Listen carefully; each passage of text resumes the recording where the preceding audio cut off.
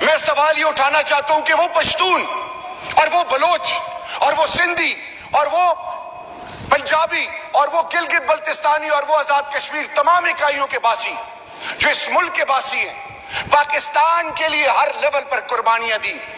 پشتون نے کبھی anti Pakistan slogan نہیں لگایا.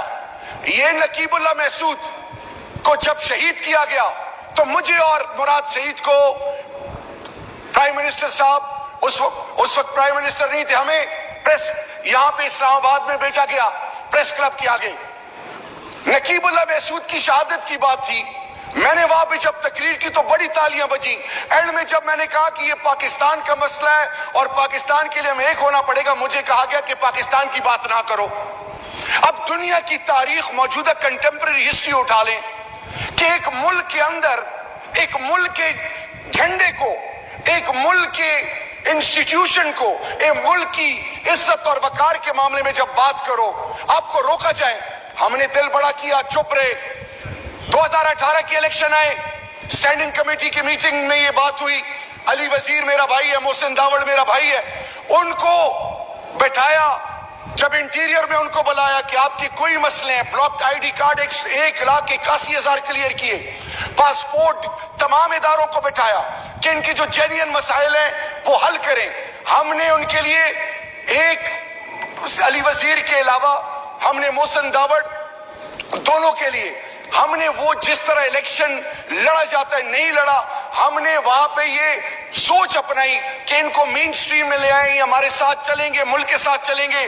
آج بھی مجھے یاد ہے کہ پرویز خٹک صاحب، علی محمد خان اور میں دونوں بھائیوں کے پاس گئے پہلے دن اسمبلی کے، مسلسل ان کو انگیج کیا. اب سوال میرا یہ ہے ڈپٹی اسپیکر صاحب، کیونکہ میرے یوتھ کو ڈسٹریکٹ کیا جا رہا ہے. جب D L P Aasia Bibi بی کا کیس تھا، بنگلور سے اور نیو دہلی سے 85 ٹویٹس پر منٹ آ رہے تھے.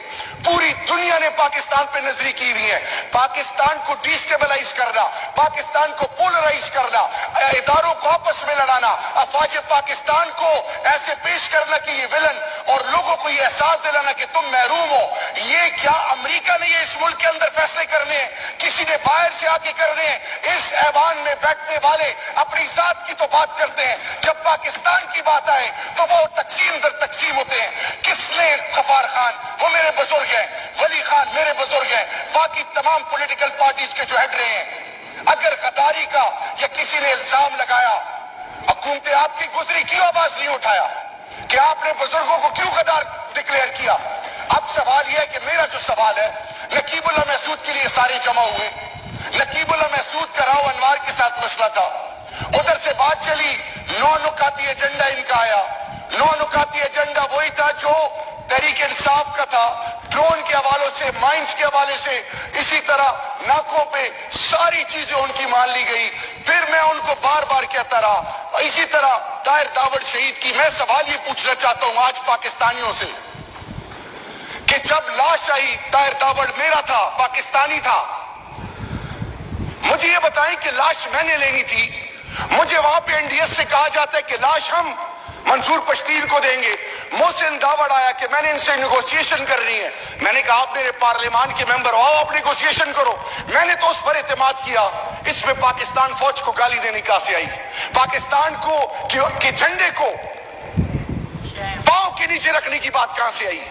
پھر بھی میں نے دل بڑا کیا، کیونکہ پاکستان کو جوڑنا ہے، توڑ سے بچانا ہے. میں نے یہاں تک کہا کہ منظور پشتین کا ماتھا بھی چومیں گے ہم. جس طرح پی ایل اے پہاڑوں میں لوگ بیٹھے ہوئے ہتھیار رکھ کے آ رہے ہیں، گلے لگایا جا رہا ہے صدرن کمانڈ بلوچستان میں. ہم نے کہا کہ وہ لوگ جن کے ذہنوں کو برین واش کیا گیا، ہم ان کو گلے لگانا چاہتے ہیں.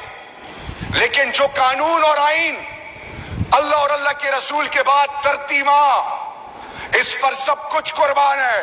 اگر میرا سگا باپ ہو اور اس دھرتی ماں کو چیلنج کرے، لا الہ الا اللہ محمد رسول اللہ، سر کٹوا لیں گے لیکن اس دھرتی ماں پر آنچ نہیں آنے دیں گے.